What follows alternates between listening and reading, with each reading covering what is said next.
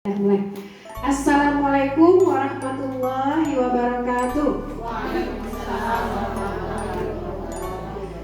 Salam dan bahagia bagi kita semua, Bapak dan Ibu. Terima kasih atas waktunya untuk hadir pada kesempatan siang ini dalam rangka menghadiri kegiatan kita dalam diseminasi budaya positif di sekolah dan bagaimana praktek penerapannya yang sudah kami lakukan di sekolah. Nah, kegiatan ini merupakan aksi nyata 1.4 mendiseminasikan budaya positif dan merupakan rangkaian kegiatan pendidikan guru penggerak angkatan 9 yang sedang saya jalani. Nah, sebelum kita masuk kepada materi budaya positif sekolah, ini ada 3 pertanyaan pemantik. Jadi ini dimasukkan juga teori bagaimana membuka pembelajaran di kelas, ibu-ibu. Kalau kita menerapkan kurikulum merdeka, itu kita biasanya untuk memancing aktivitas siswa supaya aktif, itu di awal kita berikan stimulus berupa pertanyaan pemantik. Jadi pertanyaan ini mengarah kepada pembelajaran. Jadi di sini, menurut Bapak dan Ibu-ibu, hukuman apakah memang dapat mendisiplinkan anak? Setuju atau tidak setuju? Bagaimana, Bu? Hukuman dapat mendisiplinkan anak. Setuju atau tidak setuju? Tidak setuju. Alasannya, kalau anak dihukum tepat. Kalau anak saya, kalau dihukum dia tidak mau tadi bicara. Nah, itu menurut pendapat Ibu Rasna. Katanya hukuman dapat mendisiplinkan anak itu tidak setuju. Bagaimana dengan kita bersama? Oke, ada itu hidup. Baiklah, di sini saya akan mencoba menanggapi pertanyaan dari Ibu Opi. Hukuman dapat disiplin anak itu melihat tergantung hukuman apa yang kita berikan. Menurut saya salah satunya bisa, tapi sesuai dengan hukuman tadi yang mendidik, ya, bukan hukuman yang katakanlah menyakiti anak. Apa salahnya kita berikan disiplin? Hukuman disiplin. Sekian, terima kasih. Iya, terima kasih atas pendapatnya dari Bu Rasmi. Jadi kita perlu melihat lagi hukumannya yang seperti apa. Nah, kalau yang kedua, pemberian hukuman dengan hal positif seperti membaca atau membersihkan halaman sekolah dapat meningkatkan disiplin anak. Setuju atau tidak setuju? Setuju? Setuju? Setuju aja dulu. Nah, nanti akan terjawab dengan materi kita. Lalu yang ketiga, memberi penghargaan dapat meningkatkan motivasi belajar anak. Setuju atau tidak setuju? Setuju. Terutama kalau bagi kita sendiri ya Bu, ketika kita dikasih penghargaan pasti lebih termotivasi, lebih semangat. Nah, kita coba dulu pemikiran kita sendiri yang nomor 1 setuju, 2 tidak setuju, 3 atau setuju, nanti coba akan terjawab dengan materi kita. Nah, adapun budaya positif yang akan didiseminasikan itu ada 6 topik di sini.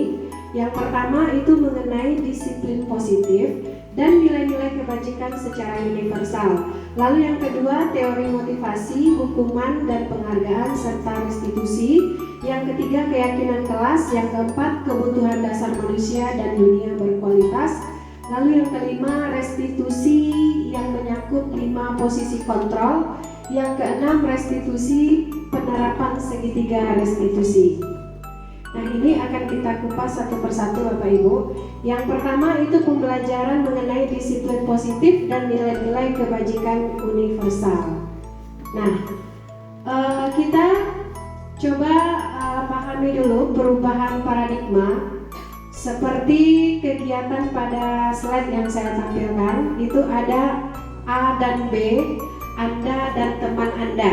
Nah, Anda dan teman Anda sobeklah secari kertas kecil, tuliskan benda atau sesuatu yang sangat berharga untuk Anda. Letakkan di salah satu tangan, lalu genggam benda tersebut dengan segala daya. Buatlah sebuah kepalan seperti yang ada pada gambar. Lalu teman kita akan mencoba dengan sekuat tenaga dengan berbagai cara untuk meminta Anda memberikan benda tersebut. Nah, bisa mungkin dengan membujuk, mengancam, menghardik, merayu, menyuap, apa sajalah, sehingga yang teman tadi mau membuka kepalan tangan. Nah, kira-kira apa yang terjadi kalau bapak dan ibu-ibu di posisi ini? Kan punya kepalan tangan, ada teman di sebelah. Kira-kira ketika teman membujuk, mau tidak membuka? Teman mengancam, mau tidak membuka? Menghardik, atau dia merayu kita dengan baik-baik, mau tidak membuka? Hah? Tergantung situasi dan kondisi. Ya benar, tergantung situasi dan kondisi. Jadi hal seperti itu tergantung situasi dan kondisi. Nah, di sini ada perubahan paradigma, teori kontrol atau teori pilihan yang merupakan ilusi. Jadi kalau ilusi itu artinya adalah hal yang hayalan atau merupakan hal yang tidak nyata. Jadi ilusi guru mengontrol murid katanya. Jadi selama ini kan kita berpendapat bahwa guru dapat mengontrol murid, sebenarnya itu adalah ilusi. Nah, seperti teori kepalan tangan tadi, sebenarnya teori kontrol itu ada pada diri kita. Mau orang merayu, membujuk, mengancam, kalau memang kita tidak mau membuka itu kita tidak mau membuka, Bu. Jadi sebenarnya ilusi kalau kita bisa mengontrol anak itu. Jadi perlu kita hal apa yang perlu kita berikan kepada anak sehingga dia bisa lahir motivasi dari dirinya ini terhadap hal-hal kebajikan yang akan kita beri. Kemudian ilusi juga bahwa kritik dan membuat orang merasa bersalah dapat menguatkan karakter. Nah, itu ilusi.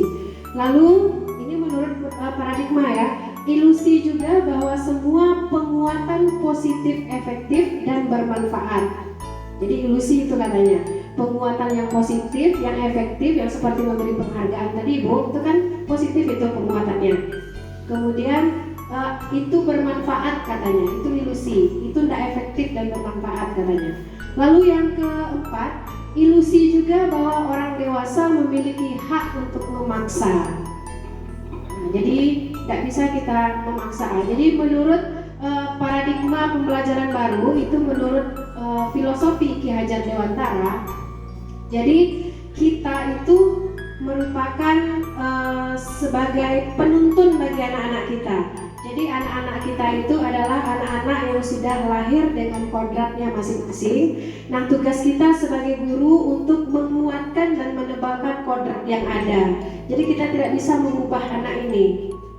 Lalu menurut filosofi Ki Hajar Dewantara juga bahwasanya seorang guru itu adalah seperti petani kehidupan. Sama halnya seperti petani mau menanam jagung atau menanam benih padi.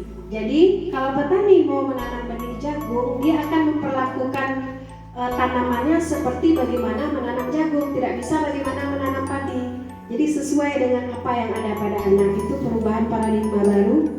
Kemudian dalam pembelajaran itu katanya kita menerapkan hal yang 3 yang pernah kita dengar, yaitu sistem Among, Ing Ngarso Sungtulodo, Ing Madya Mangunkarso, dan Tuturi Handayani. Memang itu sedianya yang perlu kita lakukan, dan itu sesuai dan relevan dengan kurikulum Merdeka yang sedang kita alami saat ini.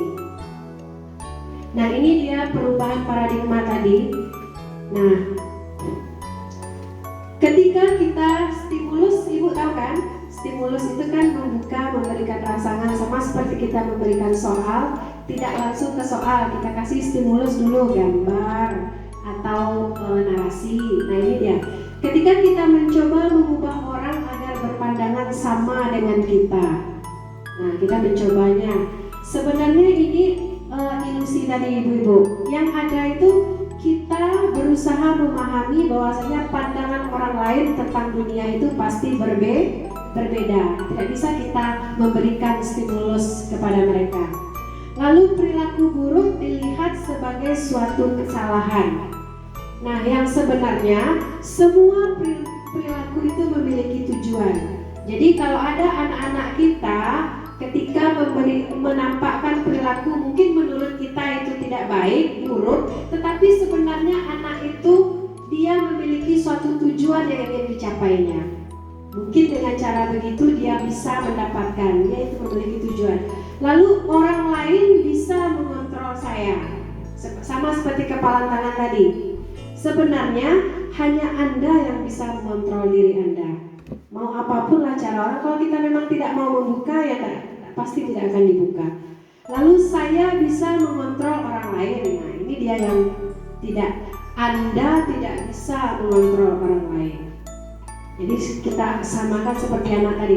Pemaksaan ada pada saat bujukan gagal. Nah, kalau lah gagal dibujuk tadi mah, akhirnya dipasol lah, diancam lah.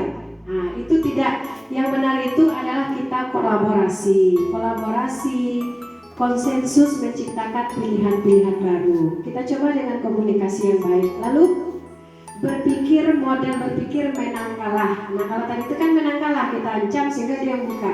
Nah, kita terapkan model berpikir itu menang-menang. Jadi dia setuju, kita setuju.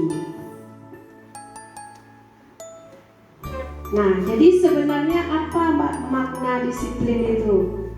Nah, kalau disiplin kalau kita lihat dari bahasa Latin itu berasal dari kata disciplina yang artinya belajar. Kemudian makna asal dari kata ini berkonotasi dengan disiplin diri dari murid-murid Socrates dan Plato. Ini para tokoh ini, Bu. Disiplin diri ini membuat orang menggali potensinya menuju sebuah tujuan apa yang dia hargai.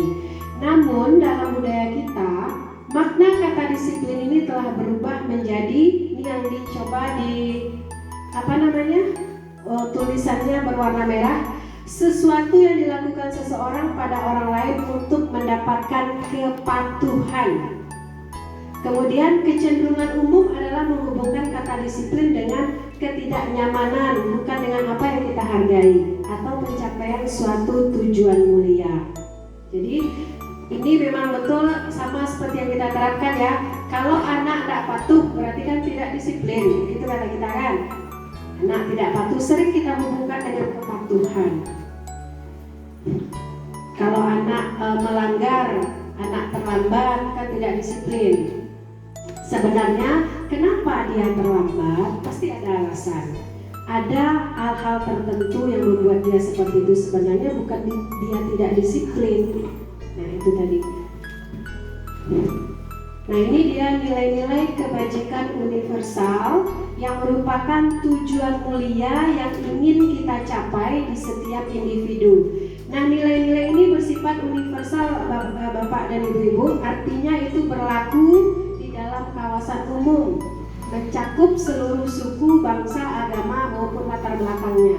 Nah, kalau kita kaitkan dengan kurikulum kita saat ini, nilai-nilai kebajikan universal itu adalah berlaku di dalam nilai-nilai profil pelajar Pancasila yang mana terdiri dari 6 dimensi: beriman, bertakwa kepada Tuhan Yang Maha Esa dan berakhlak mulia, kemudian mandiri, bernalar kritis, berkebinekaan global, bergotong royong, dan kreatif. Jadi apapun hal yang kita lakukan di sekolah, yang kita ajarkan, yang kita biasakan, semuanya merujuk kepada nilai-nilai universal ini. Kira-kira Bapak dan Ibu-ibu bisa memberikan contoh? Apakah memang iya apa yang kita lakukan, yang kita ajarkan, yang kita biasakan memang tujuannya merujuk kepada nilai-nilai universal? Iya. Nah, contohnya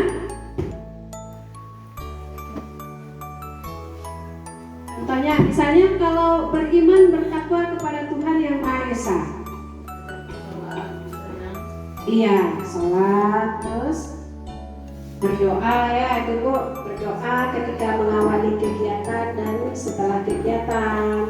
Lalu perilaku bersyukur, kemudian sikap-sikap kita tidak pantang menyerah, kan yang suka mengeluh kan, nah itu masuk ke dalam. Kemudian yang mandiri, ini sering, itu pasti kerja kritis.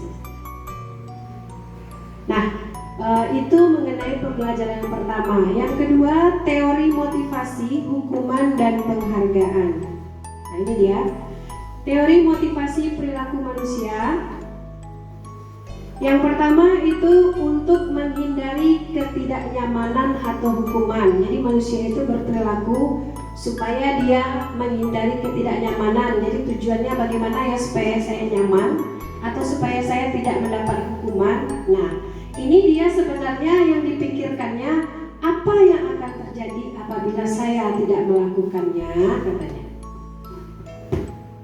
Lalu yang kedua, untuk mendapatkan imbalan dari orang lain atau institusi. Nah, ini dia yang kedua. Alasan teori motivasi itu, alasan perilaku manusia itu berdasarkan teori motivasi. Jadi untuk mendapatkan imbalan dari orang lain, sama seperti kita memberikan penghargaan tadi. Apa yang akan saya dapatkan apabila saya melakukannya?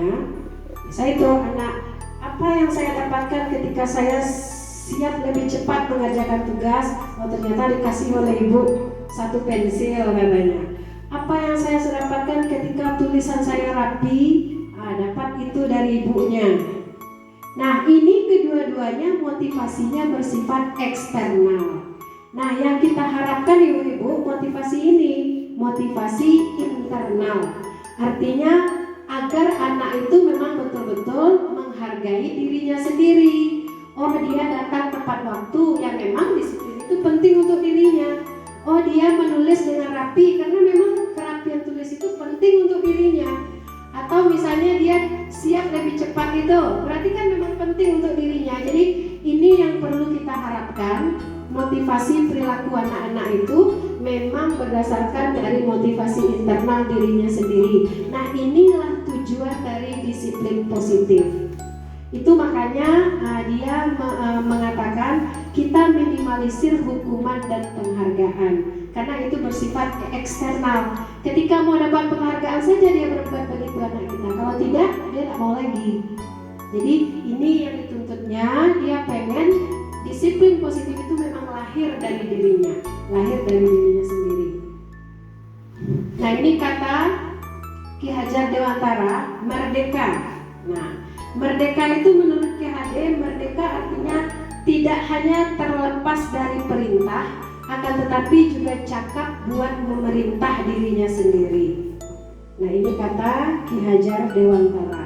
Jadi di sini yang tadi dihukum oleh penghargaan, bahwa penghargaan berlaku sama dengan hukuman katanya.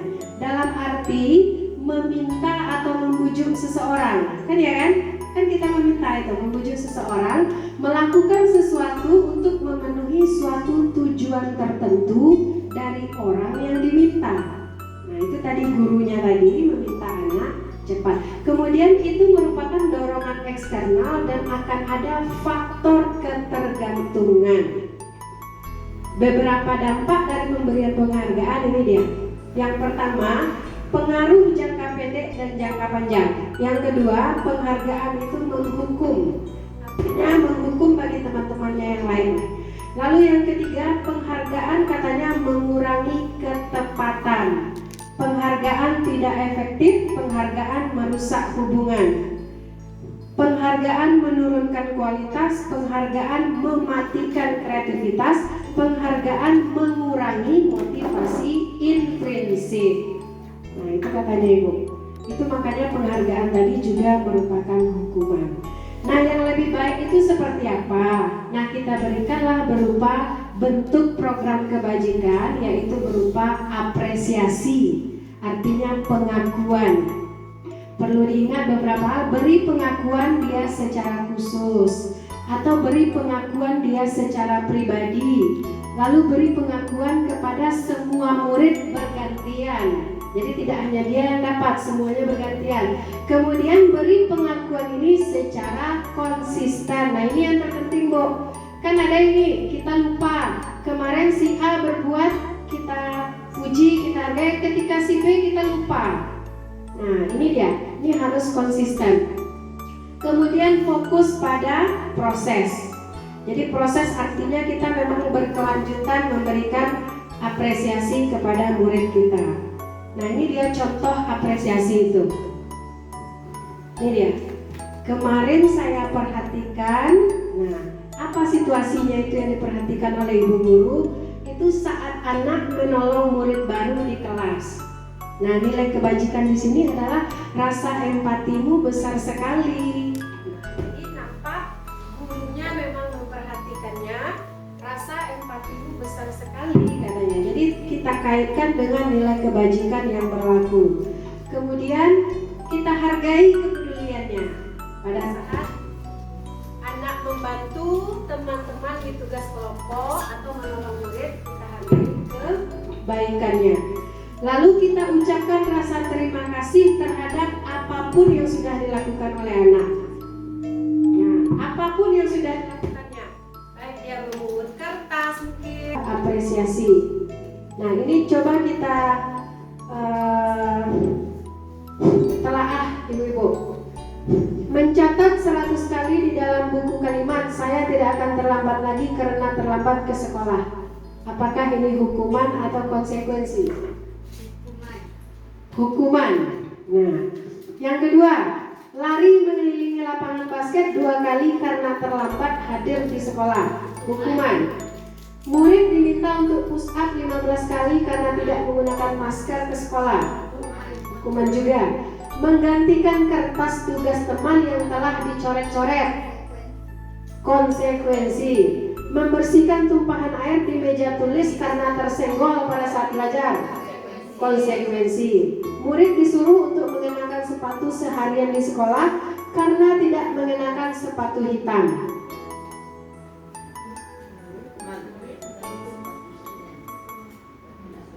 Karena tidak mengenakan sepatu hitam. Hukuman.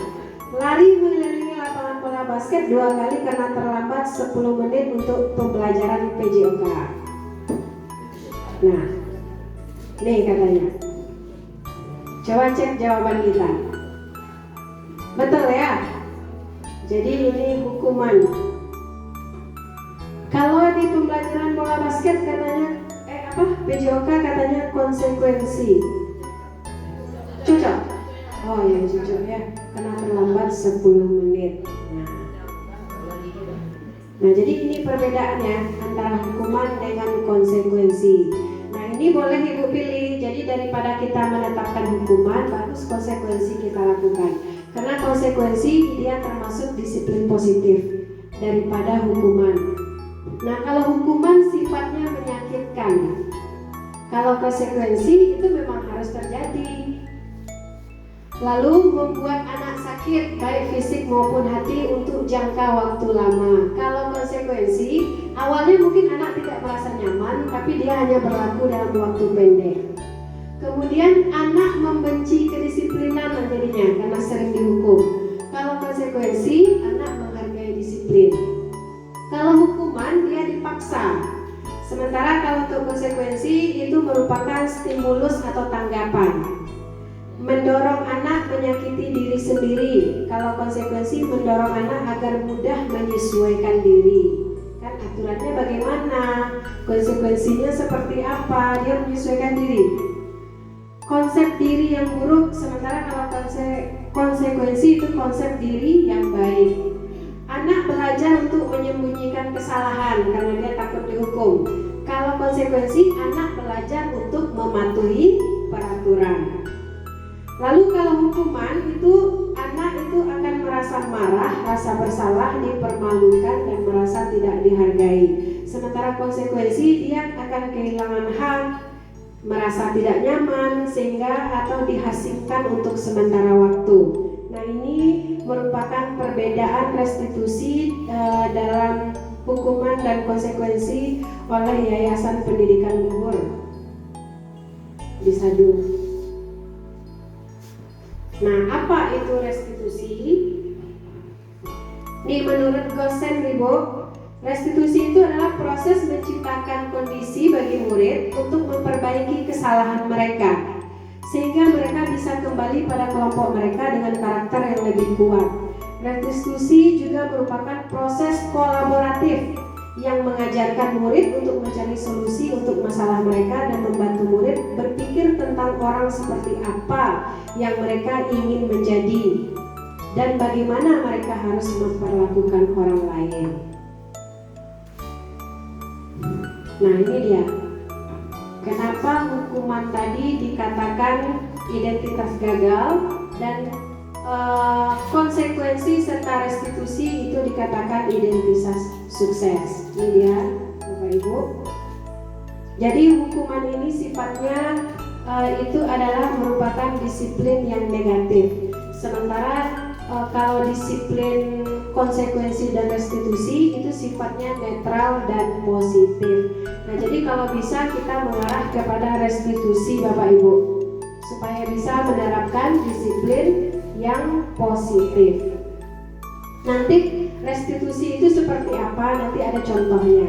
Kemudian ada juga contoh penerapan yang pernah kita lakukan. Nah, ini dia ciri-ciri restitusi. Jadi restitusi itu bukan untuk mencari kesalahan atau menebus kesalahan, namun untuk belajar dari kesalahan. Lalu restitusi itu memperbaiki hubungan. Kemudian restitusi itu merupakan sebuah tawaran, bukan paksaan. Restitusi menuntun untuk melihat ke dalam diri, mencari kebutuhan dasar, kemudian merupakan cara yang paling baik, fokus pada karakter dan tindakan, fokus pada solusi, dan mengembalikan murid yang berbuat salah pada kelompoknya. Jadi dia tidak merasa malu lagi. Nah, kemudian yang ketiga itu pembelajaran mengenai keyakinan kelas. Ini ada berupa pemantik juga. Mengapa kita memiliki peraturan harus menggunakan helm bila mengendarai kendaraan roda 2? Kemudian mengapa kita memiliki peraturan 3M menggunakan masker, mencuci tangan, dan menjaga jarak 1,5 meter? Mengapa kita memiliki peraturan harus datang tepat waktu pada saat mengikuti pelatihan? Nah, ini untuk mendukung motivasi intrinsik, kembali ke nilai-nilai keyakinan lebih menggerakkan seseorang dibandingkan mengikuti serangkaian peraturan-peraturan. Jadi, supaya kita dapat menerapkan disiplin positif, Bapak dan Ibu-Ibu, itu di kelas kita cobalah membuat keyakinan kelas, artinya kesepakatan kita bersama dengan murid-murid. Kelas kita ciptakan menjadi kelas yang nyaman dan menyenangkan serta disiplin. Nah, kira-kira keyakinan apa yang perlu kita terapkan di kelas itu? Kita minta dari anak melalui curah pendapat di awal tahun. Nah, misalnya seperti disiplin anak ibu bagaimana? Bukan kita memberikan sejumlah aturan yang ada kemudian anak menaati. Jadi kita perlu membuat keyakinan kelas, dan ini selalu berubah setiap tahun menurut menurut usulan dari anak-anak kita dan kesepakatan kita bersama. Jadi mungkin ini belum kita terapkan. Mungkin kalau Bapak dan Ibu-Ibu memahami, menyetujui, mungkin bisa diterapkan nanti ketika memperlakukan di tahun ajaran baru di kelasnya, atau mungkin mau membuatnya sekarang.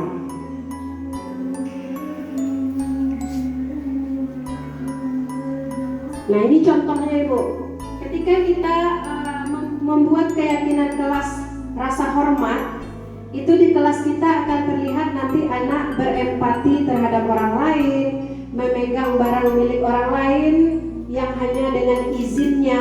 Jadi kita kan kalau anak menghormati itu, kalau memegang punya temannya, dia izin dulu, tidak langsung saja. Jadi kalau anak-anak kita sudah menghargai nilai hormat tadi, kita terapkan itu, kita yakinkan itu di kelas kita.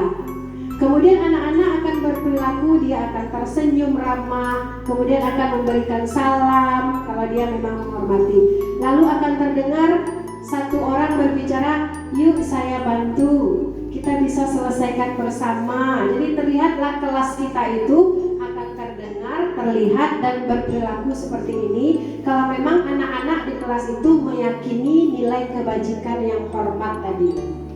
Kalau nilai kebajikan bekerja seperti ini dia. Nah, memang betul-betul anak itu tampak tekun bekerja dan menyimak guru. lalu menyerahkan tugas tepat waktu. Jadi ini tekun dia, nilainya di sini adalah nilai keyakinan yang bekerja. Ini lebih mengarah kepada tanggung jawab ya. Nilai tanggung jawab. Nah ini dia. Selalu kembalikan buku ke tempatnya. Nah ini ada dari ketika kita awal membuat curah pendapat dengan anak-anak kita di kelas, nanti anak-anak akan memunculkan hal seperti ini. Nanti kita arahkan peraturan yang diusulkannya itu mengarah kepada nilai kebajikan apa. Nah ini dia. Kalau selalu mengembalikan buku ke tempatnya, berarti anak-anak kita itu menghargai adanya nilai tanggung jawab. Dilarang mengganggu orang lain, berarti ada nilai menghormati orang lain. Nah seperti itu sampai akhir. Ibu, ada dilarang menggunakan narkoba. Ini kan hanya contoh, kalau kita di sekolah mungkin tidak ada yang bikin seperti itu. Kemudian bergantian atau menunggu giliran. Nah ini adalah keyakinan dan nilai kebajikan adanya rasa sabar dan menghormati orang lain. Nah ini kebutuhan dasar manusia. Pada dasarnya kebutuhan dasar manusia itu ada 5. Yang pertama ini kasih sayang dan rasa diterima. Jadi setiap orang itu memberikan perlakuan pasti ingin memenuhi nilai yang ini. Lalu yang kedua penguasaan atau power. Yang ketiga kebebasan, freedom. Yang keempat freedom, kebebasan, mister. Yang kelima kesenangan, fun ya. Yang keempat, yang kelima bertahan hidup. Jadi pada dasarnya kebutuhan dasar manusia termasuk anak kita itu untuk memenuhi 5 kebutuhan ini. Kalau ada kita menemui anak-anak kita yang overacting mungkin, yang usil, yang apa, coba kita telaah lebih dalam. Apa kira-kira kebutuhan yang ingin dipenuhinya? Bisa saja anak ini mungkin tidak diperhatiin di rumahnya. Nah, mungkin dia haus dengan kasih sayang atau kepedulian dari kita. Jadi sebenarnya apa yang dilakukan oleh anak-anak kita itu ada tujuan yang ingin dipenuhinya. Itu saja yang kita pikirkan, sehingga baru kita bisa memberikan anak itu langkah apakah kita beri dia konsekuensi atau kita beri dia nasihat atau apa. Jangan kita cepat untuk menghukum. Nah, kamu tidak disiplin, kamu begini. Coba kita telaah dulu ke arah kebutuhannya ini. Jadi apapun yang dilakukan anak, baik positif negatif menurut kita, sebenarnya dia ada yang ingin ditujunya di sini. Apa yang ingin dipenuhinya? Nah, inilah salah satu hal yang harus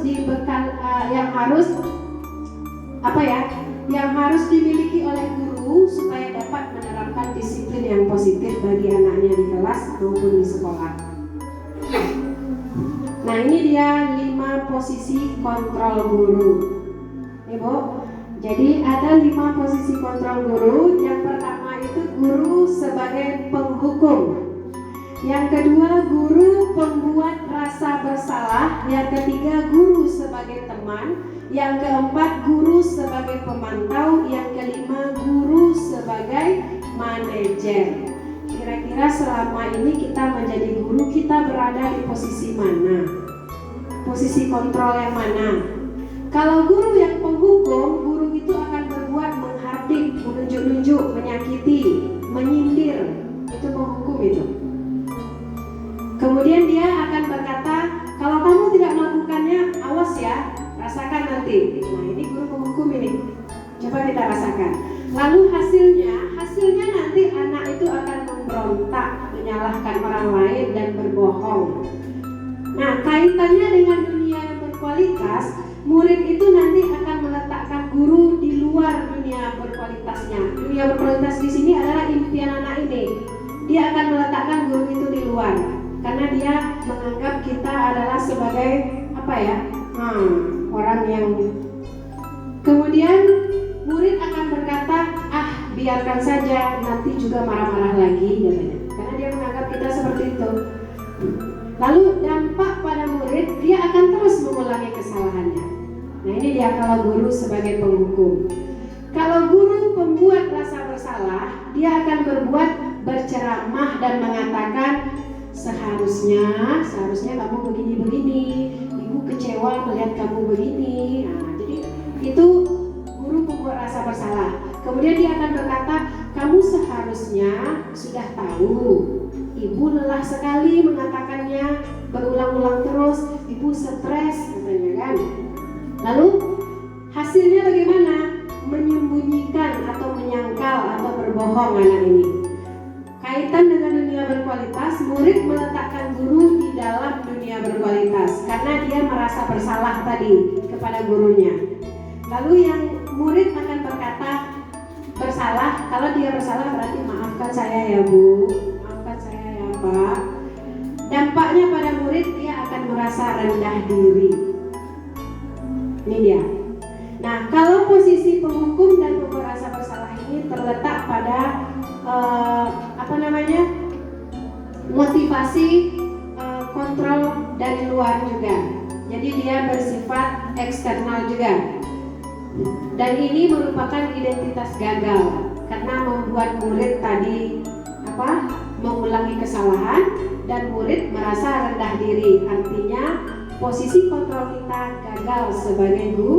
Tidak ada perubahan pada anak. Lalu yang ketiga, posisi kontrol guru itu sebagai teman. Nah ini dia.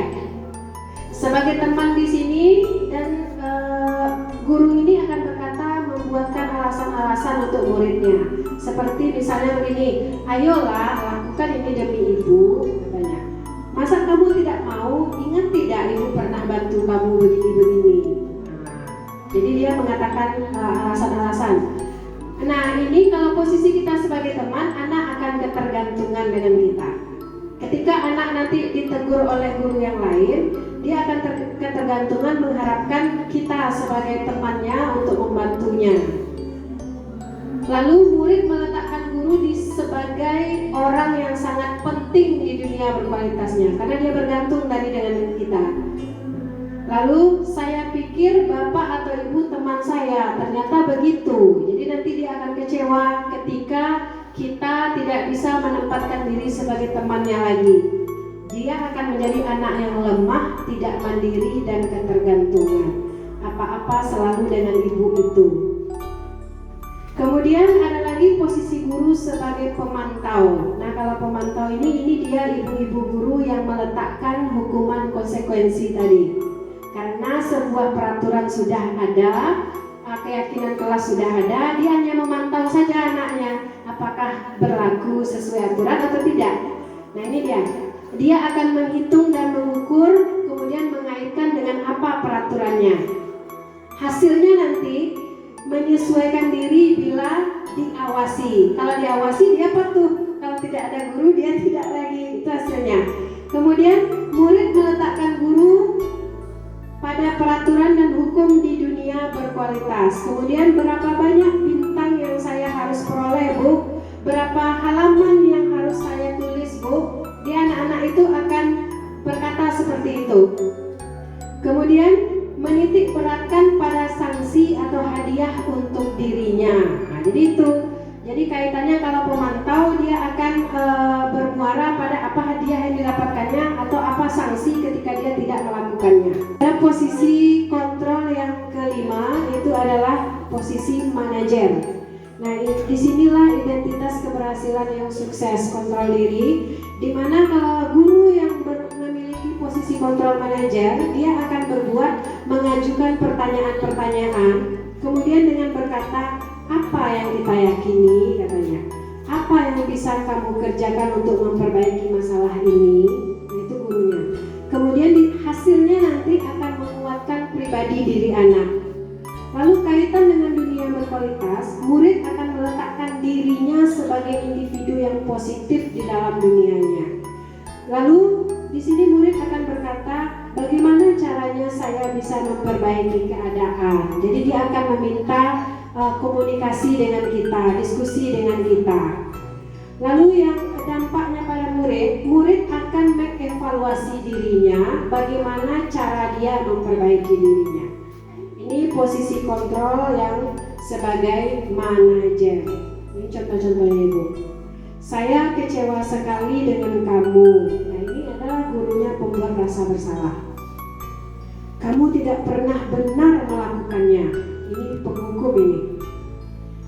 Ayolah, lakukan demi ibu atau bapak. Teman, apakah kamu mau mendapatkan stiker bintang hari ini? Nah, ini pemantau ini. Ada sesuatu yang didapatkan. Siapa anak ibu hari ini yang mau dapatkan pensil dari ibu? Nah, ini pemantau ini. Jadi anak akan melakukan itu karena mengharapkan pensil tadi. Lalu bagaimana kamu bisa menyelesaikan masalah ini? Nah, ini dia yang mengajar. Kamu selalu yang paling terakhir. Nah, ini penghukum. Langsung menjudge muridnya. Nah, untuk menerapkan posisi kontrol sebagai manajer, kita melakukannya lewat langkah segitiga restitusi. Segitiga restitusi itu ada 3 tahapan. Yang pertama itu adalah menstabilkan identitas. Nah, saat menstabilkan identitas ini, ketika anak kita melakukan suatu kesalahan, pelanggaran, katakanlah seperti itu, dia kita panggil secara pribadi, Bapak dan Ibu-ibu. Jangan sekali kita menegur dan memarahi anak kita di depan teman-temannya. Itu merupakan suatu perilaku yang akan memberikan rasa malu pada dirinya. Kita panggil dia secara pribadi, apakah kita panggil ke ruangan atau ketika kelasnya sudah kosong. Untuk membuat anak yang merasa gagal tadi karena berbuat salah menjadi positif terhadap dirinya, ini dia tahap menstabilkan identitas. Guru akan berkata, berbuat salah itu adalah hal yang manusiawi. Tidak ada manusia yang sempurna. Bapak atau ibu juga pernah berbuat salah. Kita pasti bisa menyelesaikan permasalahan ini. Bapak atau ibu tidak tertarik untuk mencari tahu siapa yang benar, siapa yang salah. Bapak atau ibu lebih tertarik untuk menyelesaikan masalah. Yang kedua, validasi kebutuhan atau validasi tindakan yang salah tadi.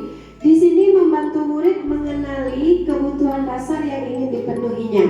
Kita melalui kesalahan itu. Pada dasarnya setiap tindakan manusia tujuannya adalah memenuhi kebutuhan dasar, apakah itu penguasaan tadi, kebebasan, kasih sayang dan rasa diterima, kesenangan atau ingin bertahan hidup. Nah, pada saat validasi di sini guru akan berkata, kamu bisa saja kan melakukan hal yang lebih buruk, tapi kamu tidak melakukannya.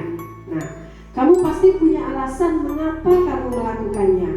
Apa yang penting bagi kamu? Kamu boleh tetap berusaha menjaga sikap itu, tapi tambahkan sikap yang lain yang baru.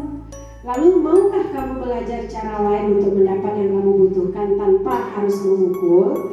Kemudian apakah kamu bisa melakukan dengan lebih baik besok lagi? Nah, ini dia. Langkah yang ketiga, kita menanyakan keyakinan. Di sini anak melihat kesalahannya dihubungkan dengan norma dan nilai-nilai yang mendasari manusia berinteraksi dengan orang lain. Di sini guru akan berkata, apa nilai yang kita percaya di kelas atau di sekolah kita? Nilai-nilai universal apa yang telah kita sepakati? Kelas yang ideal itu seperti apa sih? Kamu ingin jadi anak seperti apa? Apa yang kamu rasakan? Ketika kamu melakukan itu, kamu menjadi orang yang seperti apa? Jadi tadi pada posisi kontrol sebagai manajer, guru hanya memberikan pertanyaan-pertanyaan. Nah, sampai di sini materi budaya positif hidup sudah selesai, Bapak dan Ibu-ibu. Mungkin kita bisa berefleksi sejenak terhadap apa yang kita berikan tadi dari awal sampai akhir. Kira-kira apa hal baru yang mengubah paradigma Bapak dan Ibu-ibu setelah mendapatkan materi ini? Kan tadi ada dari awal sampai akhir. Terima kasih Bu Opi atas uraian yang telah disampaikan. Dari tadi sudah lebih kurang 36 menit ya Bu Opi ya. Sangat menarik sekali bagi kami, dan dari informasi yang kita dapatkan dari Bu Opi tersebut mendapatkan pelajaran baru bagi kami. Yang pertama itu mengenai hukuman yang diberikan kepada siswa. Selama ini kita kan berpikir hukuman kepada siswa itu misalnya kita beri hukuman membaca buku, atau hukuman mungkin membersihkan halaman. Nah, yang jelas hukumannya bukan berbentuk fisik. Kita kira itu kan hukumannya sudah sesuai. Tetapi setelah kita belajar, mendapatkan pembelajaran yang baru ini, kita tahu mana yang hukuman, mana yang konsekuensi. Nah, dari sini kita bisa memberikan kepada siswa kita nantinya, oh berarti ini hukuman, tidak boleh seperti ini kita lakukan kepada siswa. Oh ini konsekuensi, berarti hukuman atau konsekuensi yang akan kita berikan kepada siswa tidak datang dari kita sebagai seorang guru. Harus kita sepakati, kita buat kesepakatan. Itu adalah ilmu yang baru kita dapatkan. Dan insya Allah ilmu yang telah Bu Opi berikan kepada kami ini nanti kita cobakan juga di sekolah kami. Berarti sebelum kita memberikan tata tertib kepada siswa, kita sepakati dulu di kelas apa yang harus kita buat kedisiplinan yang tepat di sekolah, di kelas kita itu. Terima kasih Bu Opi, hanya itu saja refleksi dari kami. Terima kasih juga kepada Ibu Ira.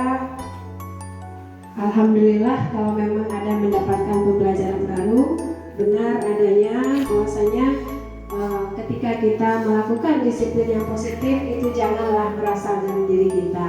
Awalnya kita sepakati dulu, nah kesepakatan itulah yang kita jadikan tata tertib di kelas kita. Jadi anak kalau dia sepakat kan kita udah artinya kita sudah ijab kabul ya Bu An. Kalau dari segi agama artinya ijab dan kabul, dia sepakat serah terima dengan kita. Nah, kalau dia melakukan pelanggaran berarti dia akan menerima konsekuensinya sendiri. Jadi dia tidak merasa terhukum, tidak merasa dimarahi. Lalu yang kedua ini, perasaan apa yang muncul selama mengikuti sesi ini, khususnya mengenai makna disiplin dan motivasi intrinsik tadi?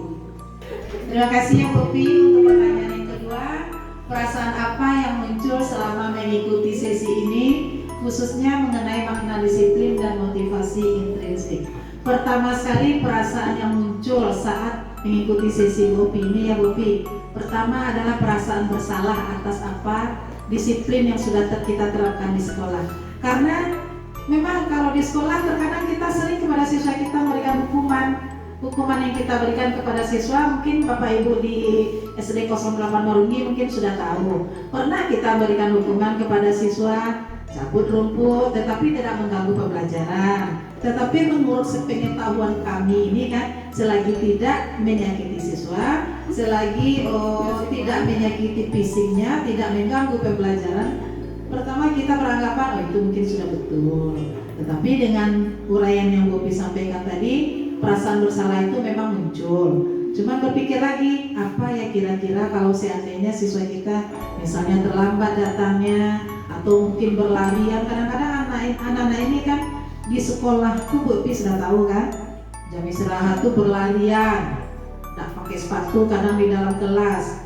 Nah itu kan kita lihat itu, sekali kita tak langsung tak pakai sepatu, pukul sepatunya, enggak. Sekarang ibu kasih peringatan 1. Besok pas kita lewat lagi di kelas, kenapa masih ada juga capek-capeknya Bopi melakukan sepatu. Peringatan kedua, sudah tuh sampai masuk lo Bapak Ibu balik ke kelas tuh. Ternyata masih ada juga yang buka sepatu. Tas balik. Sudah 3 peringatan. Yang keempat tidak ada lagi. Nah itu disampaikan kepada siswa itu. Akhirnya ya diambil sepatunya Bopi. Diambil sepatunya ditaruh di kantor. Cuman apakah itu salah atau bagaimana itu Bopi? Kalau di sana tadi kita lihat kan menyuruh siswa berlari itu hukuman. Menyuruh siswa itu hukuman. Bagaimana cara kami lagi memberikan sanksi pada siswa? Itu bingung jadinya. Walaupun sanksi yang selama ini kita berikan, siswa melaksanakannya nyaman-nyaman saja. Jadi itu saja Bopi. Mungkin terakhir pertanyaannya itu saja, kira-kira apa yang lebih baik kita berikan kepada siswa di saat siswa melakukan suatu kesalahan. Makasih Bopi. Ya, terima kasih. Perasaan yang sudah diungkapkan oleh Ibu Ira selaku Kepala Sekolah SD 08 yang panjang lebar, yang memang kalau sedikit cerita ya Ibu, pada saat ketika mempelajari modul 1.4 ini, ketika di hadapan fasilitator maupun instruktur, ketika itu memang terasa pada diri ketika posisi kontrol guru itu merasakan diri selama ini selalu berada di posisi kontrol 2 terbawah, yaitu penghukum dan membuat merasa bersalah. Karena memang hal seperti itu yang dilakukan, baik itu ketika lebih kurang 11 tahun menjadi guru dulu, memang hal itu yang diterapkan, dan saat itu hal itu rasanya benar dilakukan dan sudah tepat kalau menurut kita. Nah, kalau menurut teori yang disampaikan pada buku ini, katanya itu kurang tepat. Memang lebih tepat itu layaknya kita perlahan-lahan mengubah posisi kita menjadi seorang manajer. Tapi memang mungkin tidak semudah membalik telapak tangan, semuanya berproses. Dan hal itu kita lakukan memang dari awal kita membuat kesepakatan dulu dengan anak. Nah, seperti yang Ibu Ira sampaikan tadi, mencabut rumput, apa kan senang, dia senang. Tapi kan tetap ada besoknya anak seperti itu. Kan kesalahannya berulang terus. Nah, itu artinya hal seperti itu tidak mengubah diri anak tadi menjadi lebih berkualitas, menjadi menghargai dirinya. Harusnya ketika kita berikan, dia tidak mengulang-ulang lagi ada kesalahan yang lain-lain. Walaupun dia senang, mungkin bisa saja senang, ya senang mungkin sambil apa, memang senang mungkin megang-megang pasir apa gitu kan ada kesenangannya. Atau memang anak tuh memang senang lari-lari kan. Dan hukumannya kan Ibu Ira terapkan saat itu saja gitu kan, tanpa dulunya kita buat kesepakatan, dan berlakunya juga saat itu dan ketika sampai tadi lupa katanya kan. Ya, jadi memang lebih baik kita mencoba perlahan-lahan mengarah menjadikan posisi kontrol kita sebagai guru itu kepada posisi manajer katanya. Dan saya pribadi pun Ibu Ira, begitu juga dengan teman-teman di sekolah itu masih berproses juga. Apalagi kita yang punya guru-guru yang senior ini seperti Ibu Masna dan yang lain-lainnya. Dan kita sendiri pun merasakan juga ya, ketika kita kecil dulu ya memang dihukum kita supaya berubah, ya kan? Seperti mengaji, dipukul pakai lidi. Yeah. Nah, tapi ketika kita dipukul sampai sekarang kita dengan guru itu tidak ada merasakan apa-apa, kita senang saja. Tapi kalau anak sekarang kita terapkan seperti itu, Bu, dia akan tidak suka dengan kita. Karena katanya memang kata Bapak Ki Hajar Dewantara tadi menyesuaikan dengan kodrat zaman katanya. Jadi kalau anak-anak sekarang itu memang anak-anak yang di zaman alfa, sensitif. Jadi gampang untuk insecure. Ya Pak Mister.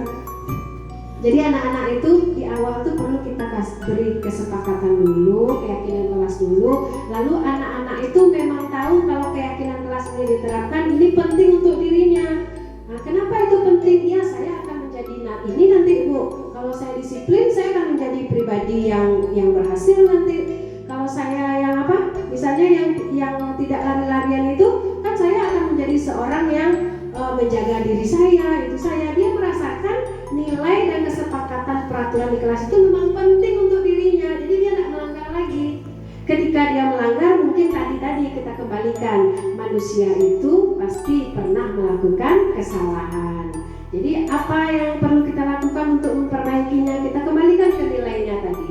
Itu katanya. Kalau sekarang mungkin rasanya sama, kami di 02 juga belum, tapi masih berproses juga menerapkan hal seperti itu. Dan ketika kami diskusi dengan ibu guru di kelas, itu bisanya nanti kita terapkan nanti ya, ketika mungkin awal semester 2 atau awal tahun ajaran baru. Seperti itu. Ini ada satu video singkat contoh salah satu penerapan posisi kontrol guru sebagai manajer dengan menerapkan 3 langkah segitiga restitusi. Jadi di sini kita gambarkan kasusnya di sini. Ini ada anak Tamara. Jadi Tamara ini bertengkar dengan temannya di kelas. Jadi temannya waktu itu Vivi. Kemudian Tamara ini marah-marah, teriak-teriak sama Vivi. Sampai kalau anak sekarang kan anak kelas 6 kan sering sampai itu Tamara memanggil nama orang tua Vivi. Nah, saat dapat hal seperti itu, saya selaku kepala sekolah memanggil Tamara ke ruangan kepala sekolah. Tamara, tadi ibu dapat laporan kalau Tamara bertengkar dengan Vivi. Sama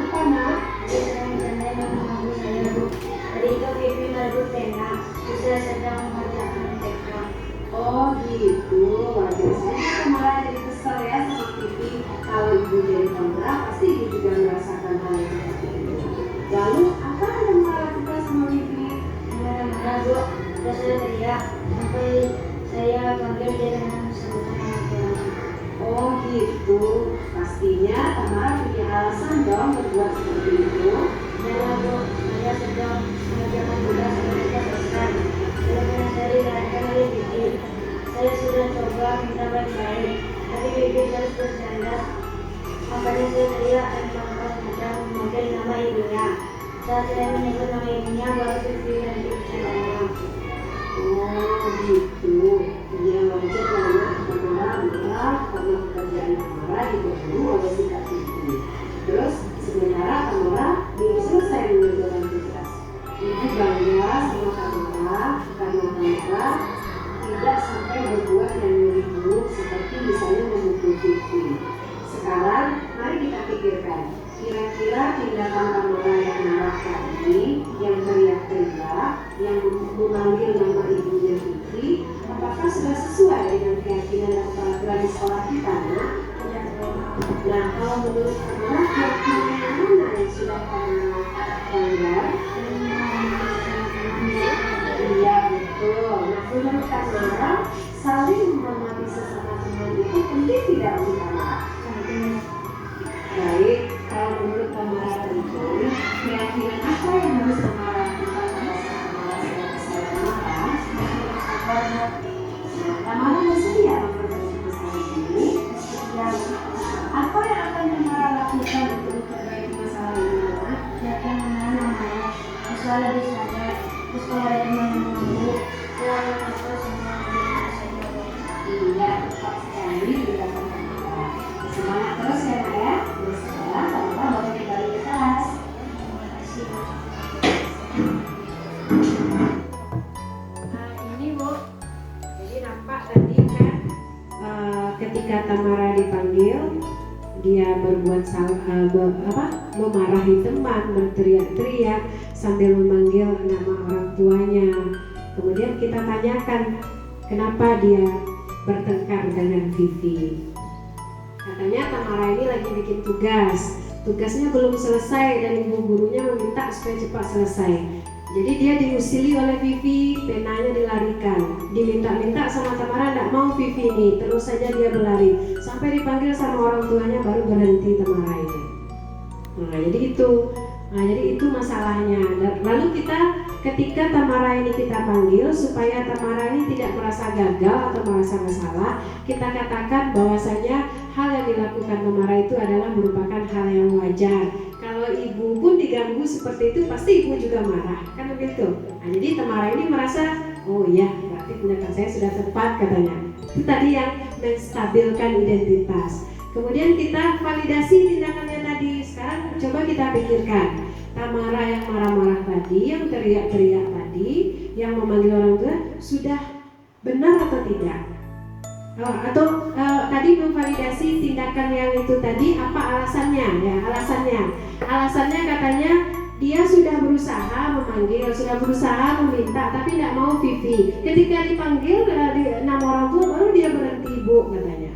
Jadi kita katakan bahwasanya hal itu wajar, sehingga ibu kepala sekolahnya mengatakan ibu bangga katanya, bangga Tamara berbuat seperti itu. Untung saja Tamara tidak melakukan hal yang lebih seperti memukul misalnya. Nah, jadi hal yang dilakukannya tadi kita anggap dia masih di tahap posisinya yang sukses. Yang dilakukannya itu bukanlah hal yang tidak tepat.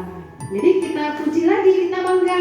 Bisa saja kan dia memukul atau apa, untung dia cuma menggalaan nama ayah atau nama orang tuanya. Itu tadi. Baru kita tanyakan keyakinan tadi. Kira-kira Tamara yang marah-marah, yang teriak itu sesuai tidak dengan keyakinan kelas kita yang mengejek tadi? Tidak Bu katanya. Keyakinan mana yang dilanggar katanya? Menghormati antar teman, saling hormat, saling menghargai. Nah, lalu kita tanya, penting tidak itu buat Tamara? Penting Bu katanya. Jadi saling menghargai itu penting karena kita di dalam kelas, di dalam kehidupan nanti kita kan hidup di lingkungan sosial, perlu ada saling menghargai dan penting bagi dia. Kalau menurut dia penting, mau tidak dia merubah? Mau katanya. Dengan cara bagaimana? Dia akan merasa sabar.